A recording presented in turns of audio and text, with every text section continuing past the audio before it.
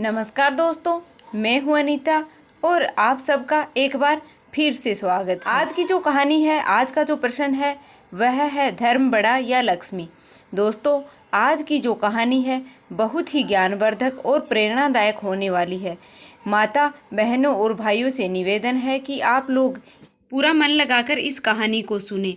तो वीडियो शुरू करने से पहले अगर हमारे चैनल को सब्सक्राइब नहीं किया है तो कर लीजिएगा और साथ ही बेल आइकन को भी प्रेस कर दीजिएगा ताकि हमारे हर आने वाले वीडियो की नोटिफिकेशन आपके पास सबसे पहले पहुंचे। दोस्तों, बिना किसी देरी के हम इस कहानी को शुरू करते हैं। एक बार धर्म और लक्ष्मी जी में बहस हो गई। धर्म बोले कि मैं श्रेष्ठ हूँ और लक्ष्मी जी बोली कि मैं श्रेष्ठ हूँ। दोनों स्वर्ग में इंद्र के पास गए। इंद्र ने उनसे पूछा कि आप दोनों आज अचानक मेरे पास क्यों आए हैं, आज अचानक मेरे पास कैसे आए हो। तब धर्म और लक्ष्मी जी ने अपनी बात उनके सामने रखी।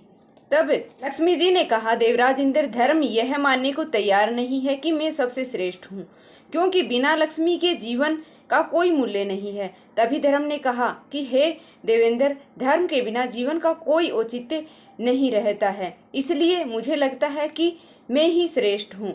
अब हम चाहते हैं कि आप हमारा न्याय करें और बताएं कि हम दोनों में से कौन श्रेष्ठ है।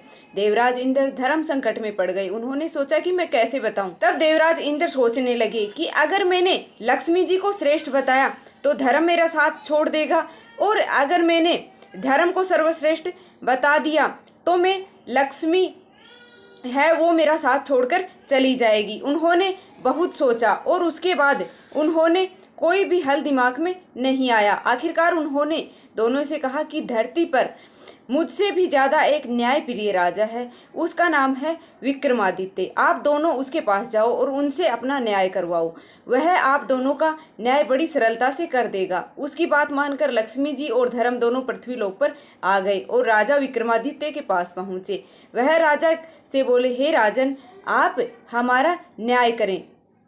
तब राजा विक्रमादित्य सोचने लग गए और बोले, ठीक है, पहले आप दोनों यह बताओ कि आप दोनों में श्रेष्ठ क्यों समझते हैं। आप दोनों की बात सुनकर यह बताने में समर्थ हो पाऊंगा, आप दोनों में श्रेष्ठ कौन है। लक्ष्मी जी और धर्म ने बारी बारी से अपनी बात रखी। लक्ष्मी जी बोली, हे राजन, यदि मनुष्य के पास मैं ना रहूं तो उसका जीवन अर्थहीन हो जाएगा और मैं खुद को बड़ी बता रही हूँ। तभी धर्म बोला, हे राजन, लक्ष्मी के बिना जीवन तो फिर भी चल सकता है, पर धर्म के बिना इंसान का जीवन व्यर्थ है, उसका अर्थ समाप्त हो जाएगा, इसलिए मैं श्रेष्ठ हूँ। लक्ष्मी जी और धर्म ने अपनी अपनी बात राजा विक्रमादित्य के सामने रखी। लक्ष्मी जी बोली, हे राजन, आप ही दोनों का न्याय करें और बताएं कि हम दोनों में श्रेष्ठ कौन है। राजा विक्रमादित्य बहुत विद्वान थे। वह समझ गए कि यह अत्यंत कठिन न्याय है। यदि मैंने माता लक्ष्मी को श्रेष्ठ बता दिया तो धर्म मेरा साथ छोड़ देगा, और यदि मैंने धर्म को श्रेष्ठ बता दिया तो माता लक्ष्मी मुझसे रुष्ट हो जाएंगी। उन्होंने कुछ देर सोचा और फिर उन्होंने निर्णय लिया कि धर्म चला जाएगा तो समझो सब कुछ ही चला जाएगा, इसलिए मैं धर्म को ही सर्वश्रेष्ठ बताऊंगा। आखिर में उन्होंने कहा कि मेरे ज्ञान अनुसार धर्म ही सर्वश्रेष्ठ है। धर्म के बिना जीवन का कोई अर्थ नहीं है। एक बार यदि लक्ष्मी भी नहीं रहती तो आदमी का जीवन यापन हो सकता है। इंसान गरीबी में भी अपना जीवन है वो व्यापन कर सकता है। राजा विक्रमादित्य के इस न्याय से माता लक्ष्मी उन पर क्रोधित हो गई और उनका सारा राज्य और धन वैभव गायब हो गया। अब राजा विक्रमादित्य भिखारी बन गए और दर दर की ठोकरें खाने लगे। ऐसे में उन्होंने अपने राज्य से जाना ही उचित समझा। उन्होंने अपनी तलवार उठाई और अपने घोड़े पर बैठकर वहां से निकल गए। वहां से निकलकर एक नदी के पास पहुंचे। उन्होंने वहां भूख लग गई, इसलिए उन्होंने सोचा कि नदी से कुछ मछलियां पकड़ी जाएं। उन्होंने नदी में कुछ मछलियां पकड़ी और उन्हें नदी के किनारे पर रख दिया। और उन्होंने सोचा कि स्नान के उपरांत मैं इन मछलियों को खा लूंगा। जैसे ही वह नहाकर नदी से बाहर आए तो उन्होंने देखा कि सारी मछलियां जल में कूद गई। वह समझ गए कि यह सब लक्ष्मी जी के क्रोध के कारण ही हुआ है। वह कुछ नहीं बोले और वहां से भूखे ही चल दिए। वहाँ से भूखे ही चल दिए। अपनी बहन के घर की तरफ पहुँचे। अपनी बहन को वहाँ पर गुप्तचरों ने बताया कि तुम्हारा भाई विक्रमादित्य तुमसे मिलने आया है। तब उसकी बहन ने पूछा कि मेरा भाई है, वो किस हाल में आया है? तो गुप्तचरों ने बताया कि वह अकेला ही घोड़े पर फटे हाल में मैले वस्त्रों में तुम्हारे पास आया है, तुमसे मिलने आया है। यह सुनकर उसकी बहन ने कहा उसे के घोड़े को अस्तबल में ठहरने को कहा। विक्रमादित्य को घोड़ों के साथ अस्तबल में ठहराया गया और खाने के लिए उन्हें नौकरों से रोटी दे दी गई। यह देखकर वह समझ गए कि लक्ष्मी जी की नाराजगी का असर दिख रहा है। तब उन्होंने राजा विक्रमादित्य ने वह रोटी जमीन में गड्ढा खोदकर धरती में गाड़ दी और बोले कि हे धरती माँ, जब मैं दोबारा यहाँ आऊं तो मैं आपसे यह रोटी लूंगा, तो आप मुझे यह रोटी वापस दे देना। अब यह रोटी इस स्थिति में संभाल कर रखना। इसके बाद बिना किसी को बताए वह वहां से रवाना हो गए।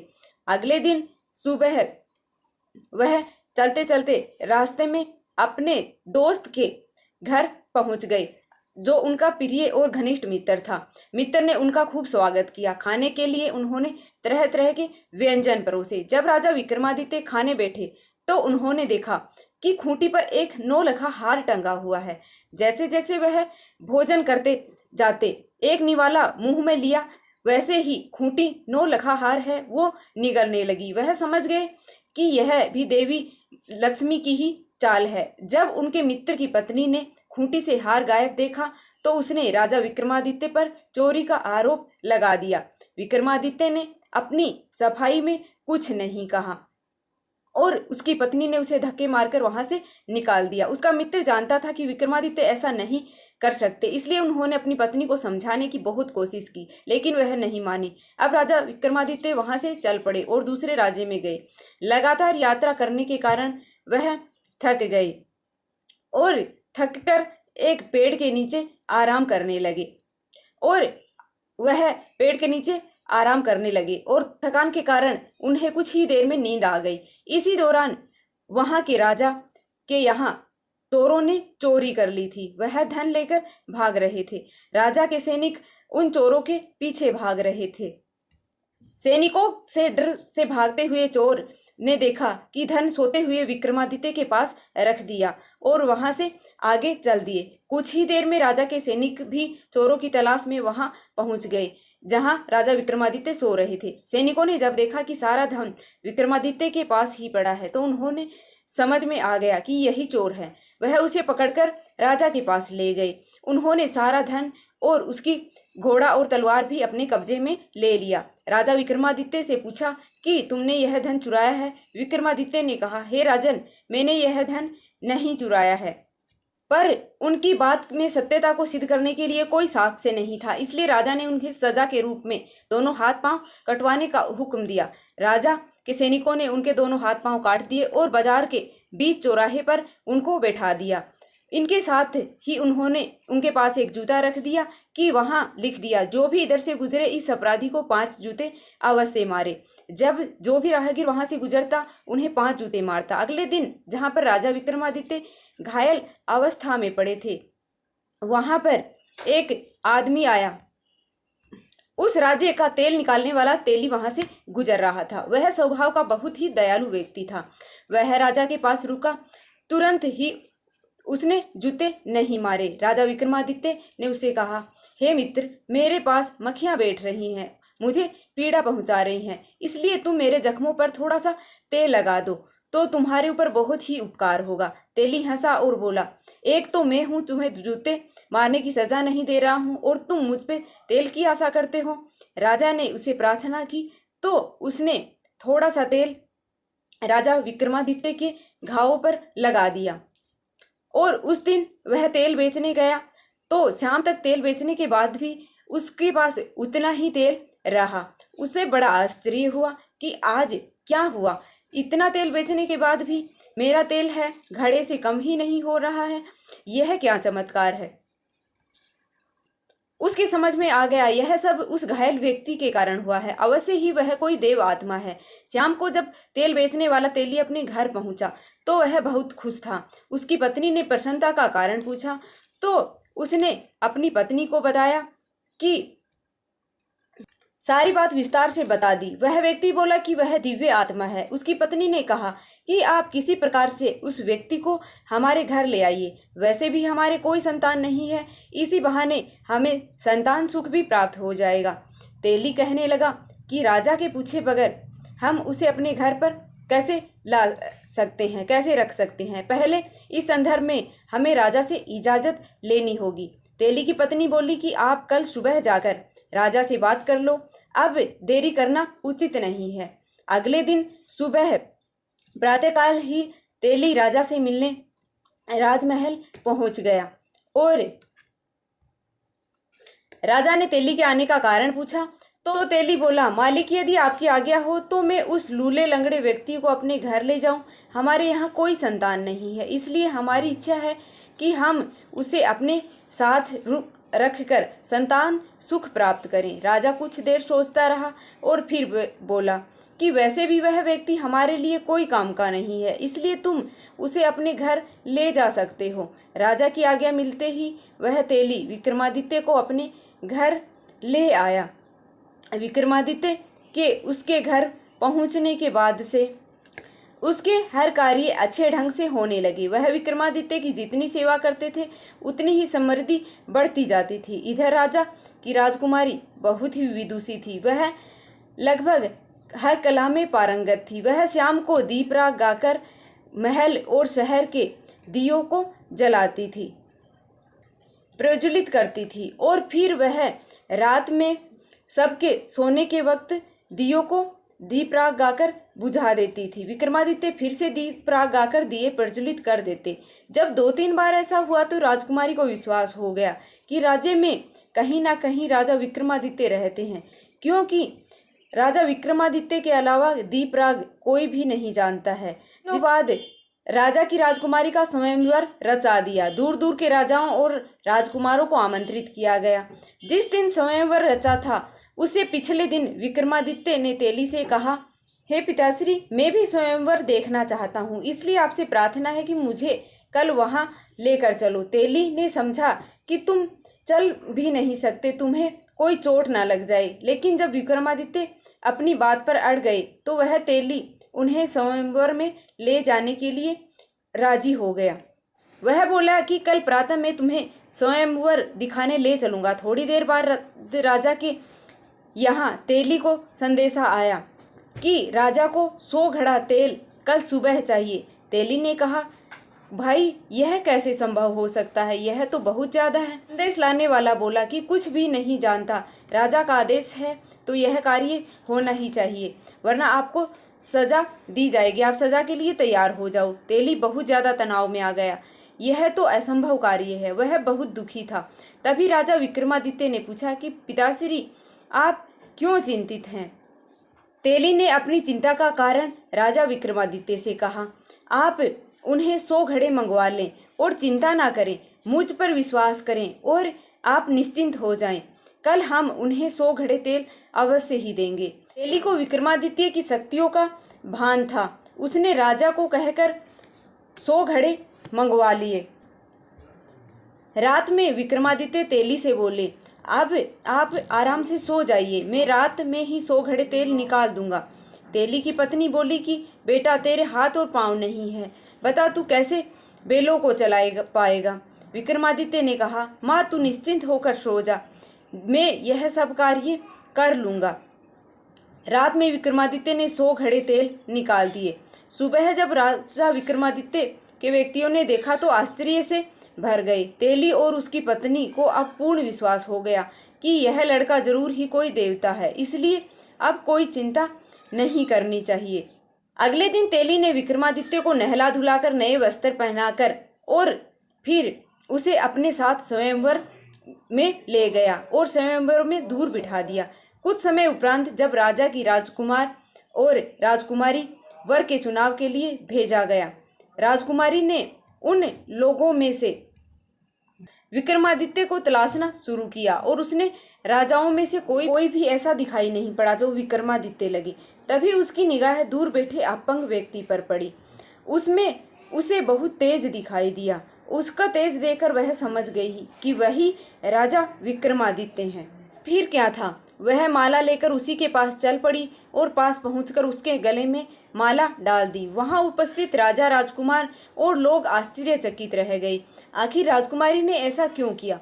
राजकुमारी के परिवार के लोगों ने कहा कि राजकुमारी की तबीयत सही नहीं है, इसलिए उसने यह गलती हो गई है। सबने राजकुमारी को पंखा किया, जल पिलाया और फिर से वर के गले में माला डालने के लिए माला दी। राजकुमारी ने माला फिर से विक्रमादित्य के गले में डाल दी। वहां उपस्थित जनसमूह को लगा कि राजकुमारी का स्वास्थ्य सही नहीं है, इसलिए वह इस प्रकार का व्यवहार कर रही है। इतनी सुंदर राजकुमारी और आखिर क्यों एक अपाहिज के गले में माला डाल रही है? लोगों के सुझाव से राजकुमारी को दोबारा माला दी गई ताकि वह सही वर का चुनाव कर सके, पर इस बार भी राजकुमारी ने राजा विक्रमादित्य के गले में ही माला डाली। राजकुमारी के इस व्यवहार से राजा और राजकुमार क्रोधित हो गए। राजकुमारी के पिता से बोले कि यदि आपकी पुत्री को एक अपाहिज से ही विवाह करना था तो हमें अपने निमंत्रण क्यों भेजा? आपने हमारा अपमान किया है। राजा भी बहुत शर्मिंदा थे, पर क्या करते, सामाजिक रीति रिवाजों का पालन करना भी जरूरी था। इसलिए उन्होंने राजकुमारी का विवाह उस अपाहिज के साथ ही करवा दिया, राजमहल से विदा कर दिया। राजकुमारी राजा विक्रमादित्य के साथ उसी तेली के यहाँ आकर रहने लग गई। तेली और उसकी पत्नी इस बात से चिंतित थे कि राजकुमारी आखिर उसके साथ कैसे रह पाएगी, पर राजकुमारी ने उसकी कोई चिंता नहीं की। वह उसके साथ सहजता से रहने लगी। एक दिन राजा विक्रमादित्य ने राजकुमारी से कहा कि मुझे हिरण का मांस खाने का मन है, अतः वह जाकर अपने भाइयों से ताज़ा शिकार के लिए कहे, फिर हिरण का मांस लेकर आए। राजकुमारी का मन नहीं था कि वह अपने भाइयों से कुछ मांगे, परंतु वह अपने पति की इच्छा का भी सम्मान करना चाहती थी, इसलिए मन मारकर वह अपने भाइयों के पास गई। और जबकि उसकी भाभियों ने उसके आने का कारण पूछा तो उसने बताया कि उसका हिरण का मांस खाने की इच्छा है। वहाँ उसे विक्रमादित्य की इच्छा को अपनी इच्छा बताया। वह नहीं चाहती थी कि कोई भी उसके पति के बारे में कुछ भी गलत कहे, पर फिर भी उसकी भाभियों ने उसके पति के बारे में सुनाया और बोली कि जब हिरण का मांस खाने का इतना ही शौक था तो किसी अच्छे व्यक्ति को पति के रूप में चुनती। राजकुमारी उसकी जली कटी बातें सुनकर वापस आ गई। उसने सारी बातें विक्रमादित्य को आकर बताई। विक्रमादित्य ने कहा कि कोई बात नहीं, तुम उनसे मेरी तलवार और मेरा घोड़ा मांगकर ले आओ। राजकुमारी जब वापस जाने लगी तो विक्रमादित्य को कुछ याद आया और उन्होंने राजकुमारी को अपना एक रुमाल यह कहते हुए दिया कि मेरी तलवार और घोड़ा कोई दिक्कत करें तो यह रुमाल उन्हें दिखा देना, वह चुपचाप आ जाएंगे। जब राजकुमारी वापस महल पहुंची तो उसकी भाभियों ने उसका फिर से मजाक बनाया। राजकुमारी बोली कि इस बार मैं हिरण का मांस नहीं, उसका घोड़ा और उसकी तलवार लेने आई हूँ। तलवार और घोड़े ने भी वहाँ आतंक मचा रखा था, कोई भी उसके करीब नहीं जाता था। जब राजकुमारी ने उनकी मांग की तो उसकी भाभियों ने सोचा कि अच्छा है, यह उनका शिकार बन जाए, इससे हमें भी सुकून मिल जाएगा। उन्होंने वहाँ से दोनों को ले जाने को कह दिया। जब राजकुमारी उनको लेने गई तो तलवार सांप बनकर उसे काटने दौड़ी और घोड़ा भी दुलाटियां मारने लगा। राजकुमारी को विक्रमादित्य की कही बात याद आ गई और उसने तुरंत रुमाल निकालकर उन्हें दिखा दिया। विक्रमादित्य का रुमाल देखते ही दोनों शांत हो गए और राजकुमारी ने तलवार उठाई और घोड़े की लगाम पकड़कर वापस विक्रमादित्य के पास आ गई। जब शाम होने को हुई तो विक्रमादित्य ने राजकुमारी से कहा कि अब उसे घोड़े की पीठ पर बैठा दे, आज वह जंगल में जाकर शिकार खेलने जाएगा। राजकुमारी ने कहा, आप घोड़े की सवारी कैसे कर पाएंगे? राजकुमारी ने तेली की मदद से विक्रमादित्य को घोड़े पर बैठा दिया, पर बिना किसी पकड़ के वह घोड़े पर गिरने लगे। राजकुमारी यह सब देखकर बहुत ही दुखी हुई। उसकी आंखों में पानी भर आया उसने आंखों में आंसुओं को छुपाने के लिए मुंह दूसरी ओर घुमा लिया। तभी उन्हें लगा कि जैसे घोड़े की लगाम को कोई उसके हाथों से खींच रहा है। उसे जल्दी से घूमकर देखा विक्रमादित्य की ओर। वह स्तब्ध रह गई। उसने देखा कि राजा विक्रमादित्य घोड़े पर सवार थे। वह बहुत ही खुश हुई। उसकी आंखों में यह जानने की जिज्ञासा भर आई कि आखिर यह सब कैसे हुआ। विक्रमादित्य ने उसे आश्वासन दिया और शिकार से लौटने के उपरांत वह सारी बातें उसे बता देंगे। विक्रमादित्य ने जंगल में पहुंचकर जो भी शिकार किया उसके कान और पूंछ काट लिए और शिकार को वहीं छोड़ दिया। उसी समय राजकुमारी के भाई भी शिकार पर गए हुए थे। उन्होंने जंगल में ताज़ा शिकार देखा तो उसके मन में लालच आ गया। उन्हें बिना मेहनत किए ताज़ा शिकार मिल रहा था। उन्हें लगा कि यह तो ताज़ा शिकार तो उसके लिए पुरस्कार के समान है। उन्होंने वह सारा शिकार उठा लिया और उन्होंने उस शिकारी को धन्यवाद दिया और अपने महल की तरफ वापस चल पड़े। वह अभी और कुछ दूर चले ही होंगे कि उन्हें तेज प्यास लग गई। उन्होंने अपने घोड़ों को पास के जलाशय की ओर मोड़ लिया। वहां पर जैसे ही उन्होंने जल पीने का प्रयास किया, एक आवाज़ ने उन्हें जल पीने से रोक दिया। उन्होंने आवाज़ की दिशा की ओर देखा तो पाया कि वहां पर एक योगी खड़ा हुआ था। एक राजकुमार ने योगी को जल पीने के लिए मना का कारण पूछा तो योगी बोले कि हे राजकुमारों, यहाँ का जल बिना मेरी अनुमति के कोई भी दूसरा जीव नहीं पी सकता है। राजकुमारों का प्यास के कारण बुरा हाल था तो इसलिए वह योगी से जल के लिए विनती करने लगे। योगी ने कहा कि यदि तुम जल पीना चाहते हो तो उसके लिए तुम्हें अपने कुल्हों पर गर्म सिक्के को गुदवाना पड़ेगा।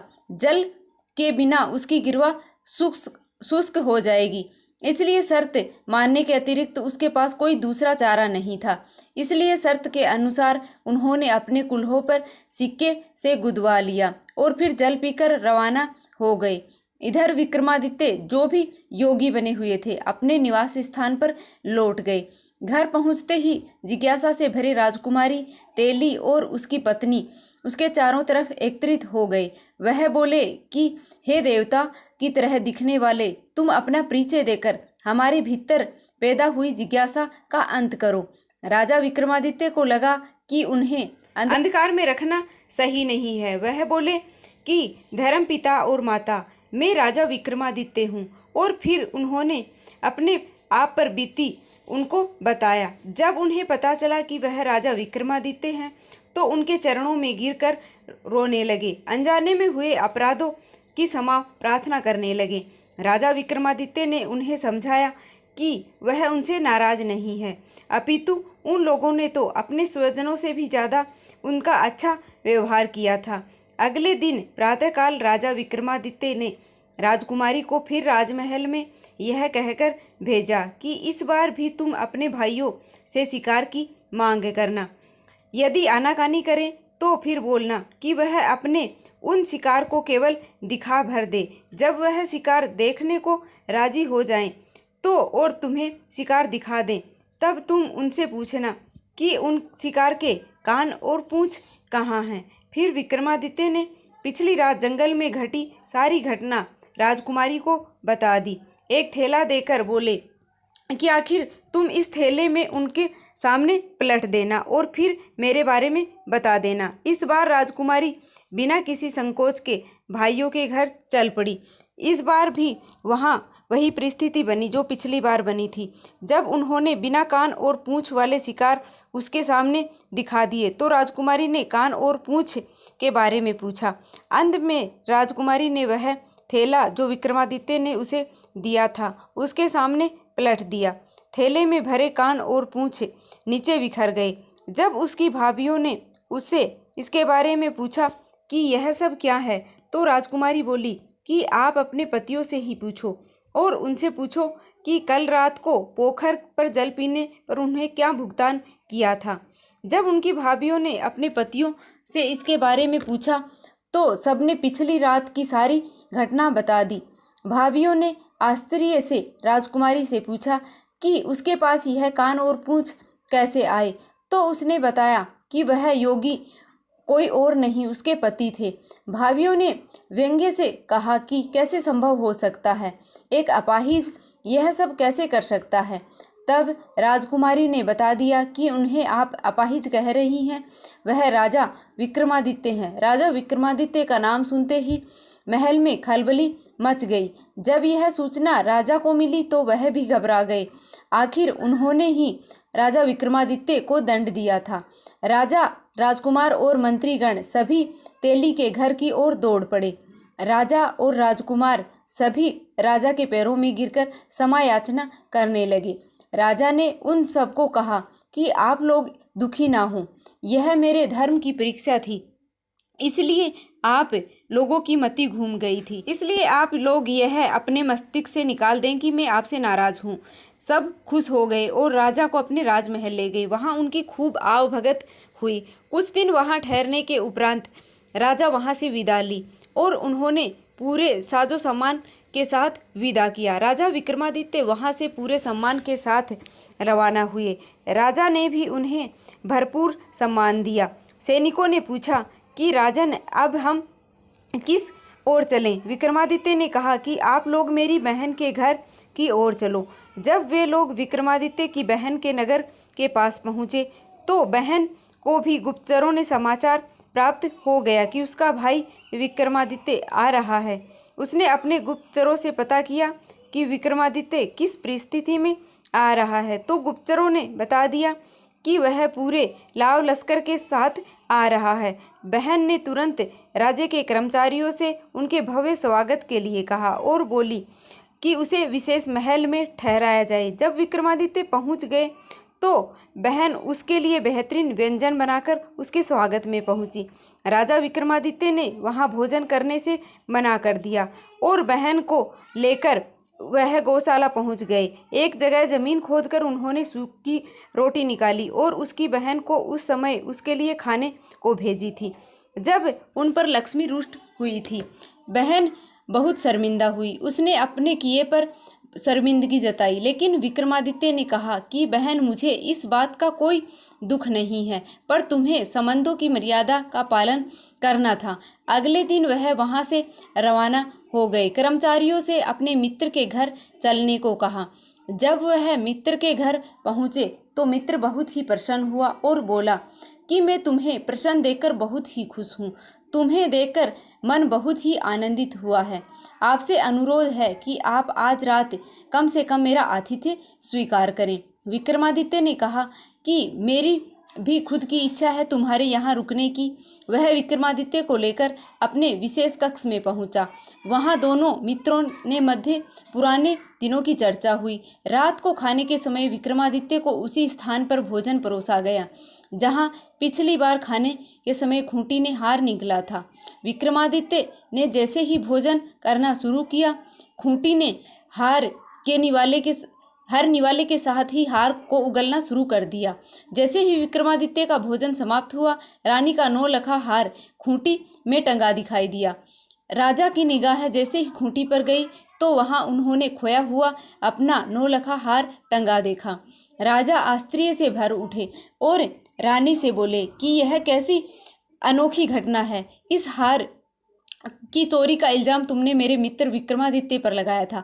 तब मैंने तुम्हें कहा था कि ऐसा कार्य मेरा मित्र विक्रमादित्य नहीं कर सकता है। जो दुनिया की तकलीफ को हराता है, क्या वह एक तुच्छ हार के लिए इतना गिर सकता है?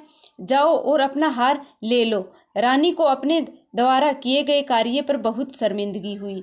उसने अपने दोनों हाथ जोड़कर राजा विक्रमादित्य से क्षमा मांगी। वह बोली कि हे राजन, मेरी उस भूल के लिए मुझे क्षमा कर दे। मुझसे अपराध हो गया, मुझसे क्षमा कर दें। मैं चाहती हूँ कि आप एक बार मुझे माफ़ करें, मेरी पीड़ा को कम करें। तभी विक्रमादित्य ने कहा कि आप लोग ज़्यादा दुखी ना हो।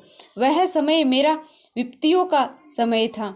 मुझ पर लक्ष्मी जी रुष्ट हो गई थी, इसलिए सारी घटनाएं घट रही थी। फिर उन्होंने सारी बातें विस्तार से उनको बताई और अगले दिन अपने राज्य के लिए रवाना हो गए। जब वह अपने राज्य में पहुँचे तो उन्होंने माता लक्ष्मी जी नगर के मुख्य द्वार पर ही मिल गई। माता लक्ष्मी जी बोली, हे राजन, तुम सही थे और मैं गलत थी। इसके बावजूद मैंने तुम्हें जो दंड दिया उसके लिए मैं दुखी हूँ। क्या पुत्र अपनी माता को क्षमा नहीं कर सकता? माँ लक्ष्मी के मुख से ऐसे शब्द सुनकर विक्रमादित्य माता लक्ष्मी के पांव में गिर गया और बोले कि हे माँ, आप ऐसी बातें ना करें। आपकी परीक्षा से ही मेरा और भी निखार हो गया, इसलिए मैं आपका आभारी हूँ। विक्रमादित्य की विनम्रता से माता लक्ष्मी बहुत ही प्रसन्न हुई और बोली, हे विक्रमादित्य, मेरा तुमको आशीर्वाद है कि जब तक दुनिया रहेगी तब तक तुम्हारा राज्य कायम रहेगा और तुम्हें लोग कभी नहीं भूल पाएंगे। यह आशीर्वाद देकर माता लक्ष्मी अंतर्ध्यान हो गई।